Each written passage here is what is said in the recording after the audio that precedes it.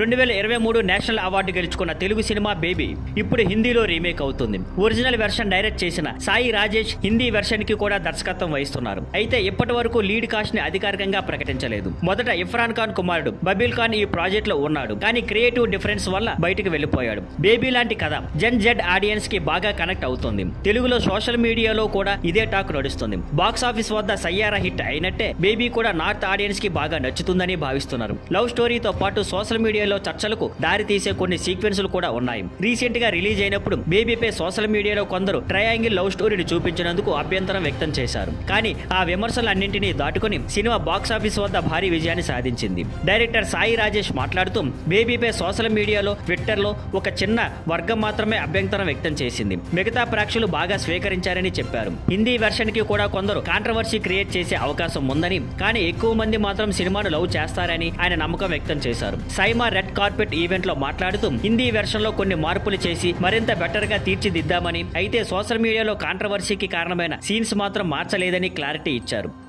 Thank you for watching. Please like, share and subscribe.